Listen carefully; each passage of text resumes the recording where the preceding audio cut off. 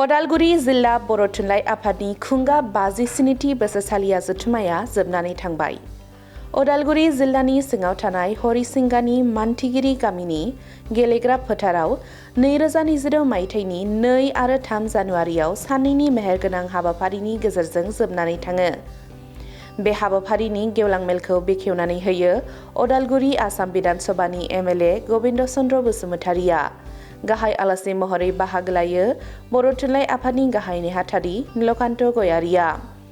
जर'खा आलासि महरै एबसुनि आफादगिरि दिपेन बर' बिथाङा बाहागो लायो आरो गेवलां मेलाव बाहागो लायो दुलाराय हारिमु आफादनि आफादगिरि बिजुएल नेलसन दैमारिया। साहित्य अकादेमि बान्था मोनगिरि नन्देस्वर दैमारि, अदालगुरि जिल्ला दुलाराय बर' फरायसा आफादनि नेहाथारि बाबुल बर', बारग' एमएलए रकेश्वर ब्रह्म, अदालगुरि जिल्ला आइजो अनसाय आफादनि आफादगिरि बिथराय बर', अदालगुरि जिल्ला ट्राइबेल संघनि आफादगिरि प्रनिल दैमारि बिथांमोनहा रादाब बिबुंथिनि गेजेरजों अदालगुरि जिल्ला बर' थुनलाइ आफादनि आफादगिरि फतेन्द्र ब्रह्मआ ओरैबायदि फोरमायदों दि दानि सोलिफुबाय थानाय मोनद' हारिनो एसटि होनो मोना, गुबुन हारिनि सुबुंफोरनो हानि पाट्टा होनो मोना। बेफोर थांखिखौ अदालगुरि जिल्ला बर' थुनलाइ आफादनि थान्दैमेलनि गेजेरजों थांखि लानाय जादों होनना फोरमायो।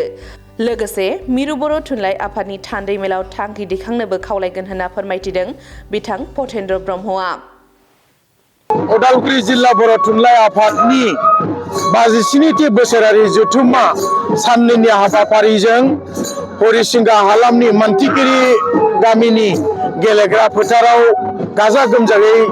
जाफुंसारबाय। दा बे जाफुंसारनायाव मैया थान्दै मेल, बे थान्दै मेलाव आंखौ थान्दै सोद्रोमा बिथांमोना आरो मेलेमजिबि जोंनि लोब्बा आफाद, जोंनि जेरै बर' फरायसा आफाद, बर' आइजो अनसाय आफाद आरो बर' हारिमु आफाद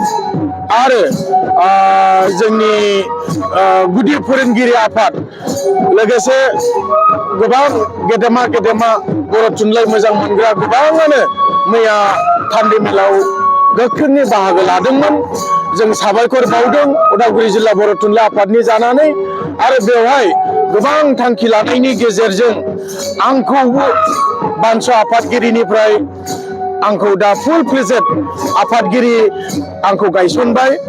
आंनो गोहो होबाय। बिनिखाय रोजा रोजा जोंनि थुनलाइ सिबियारि बा मैयानि थान्दै जथुमनि गेदेमा बिथांमोननिसिम आंनि खुलुमनाय सिबिनाय बावहरबाय। दा आंनाव गोबां दायित्व थाबाय अदालगुरि जिल्ला बर' थुनलाइ आफादखौ गोहोफुं आरो गोख्रों आद्रा थानाय खामानि एबा मावनांगौ खामानि मावलांनांगौआव गोबां आंनावबो दायित्व गोलैबाय। दा आसा खालामदों साफ्रोमबो गुदि फोरोंगिरि आफादनि दैदेनगिरि बिथांमोनजों लोगोसे जोंनि जिल्लानि केबिनेट दैदेनगिरि लिडारफोर, बिबानगिरि बिथांमोनखौ लानानै मावफुंलांनायनि आङो साखाफारा जादों।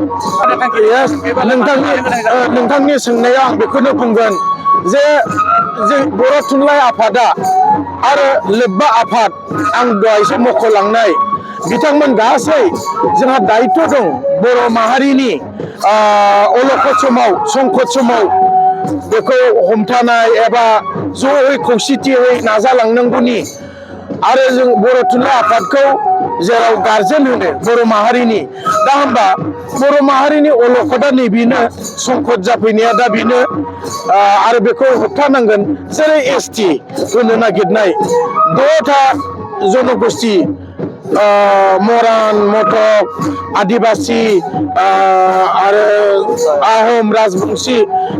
बिथांमोनखौ, टाइ आहम बिथांमोनखौ होनो एसटि बानायनो नागिरनाय, बे जोबोद जोंनि थाखाय गिलु बालु। थाखानाय 14टा एसटिनि थाखाय जोबोद साननो गोनां फैदों, बेखौ साफ्रोमबो बर' रायजोफ्रा मिथिखागौ। दा बेनिखाय बे संकट समाव जोंनि बर' थुनलाइ आफादा जिहेतु गारजेन, दा बे हिसाबै जोंबो बेखौ मिरुखौ खावलायदों जे मिरुआ माबा मोनसे राहा लानांगौ मिरुआ सरकारजों सावरायनांगौ आरो जोंनि बिटिसि सरकारजोंबो सावरायनांगौ दा बेफोरनि जोङो उदालगुरि जिल्लानिफ्रायबो थांखि दैथायहरदों आरो हा हुनि बेलायाव नोंथांमोना मिथिगौ आरो जोंनि साफ्रोमबो बर' रायजो राजाफ्रा मिथिगौ जोंनि बे बिटिसिनि जोंनि मोनथाय ट्राइबेल बेल्ट एन्ड ब्लक आरो जोङो गोबां माने जोङो जिउ गारनानै जोङो बिटिसि खुंथाय मोनदों आथिखालाव बिटिआर दा बिटिसि एबा दा बिटिसिनि हा हु जोंनि बे हा हुखौ जुदि गुबुनासो आवग्रिनानै लाफैयोब्ला दा गुबुननो नामजारि खालामनानै होयोबा गुबुननो मियादि खालामलायनानै होयोबा हा पाट्टाखौ होयोब्ला दा जोंनि मोनथाया बा जोंनि बिटिसि जोङो जिउ गारलायनानै बिटिसि मोननाया इयुनाव माबायदि अबस्था जाहैनो हागौ बर' माहारिनि थासारिया थामोनथा रैखाथिया माबायदि जाहैनो हागौ बेखौ मोनदांनो हायो दा बेनिखायनो बे बेलायावबो हा हुनि बेलायावबो सरकारा आसाम सरकारानो जा भारत सरकारानो जा आरो बिटिसि सरकारानो जा जाहाथे माहारियारि आफादफोरखौ लानानै सावरायो सिन्था सरसा खालामलायो बेनिफ्रायसो गुबुननो माने हा होनांगौबा होगोन गुबुनखौ थाहोनांगौबा थाहोगोन दा नायदो नोंथांमोना मेघालयआव मालाय हनै खासियाफ्रा रावबो बिथांमोननि हाखौ मोननो हाया बा बिथांमोननि हाखौ नामजारि खालामनो हाया बिथांमोना पाट्टाबो होलाबाया आरो अरुणाचलावबो बेबादिनो अरुणाचलिफ्रासो मालाय कब्जा खालामनानै दङ नाथाय जोंनि बिटिसिआव जुदि गुबुन माहारिनो होयोब्ला जोङो 6 डिल मोनखांनायनि उनावबो गुबुन माहारिनो जोङो हाखौ गथायलांजोबोबा जोंनि अबस्थाया मा जाहैगोन आं बेनिखायनो खावलायदों जोङो उदालगुरि जिल्ला बर' थुनलाइ आफादनिफ्राय मैयानि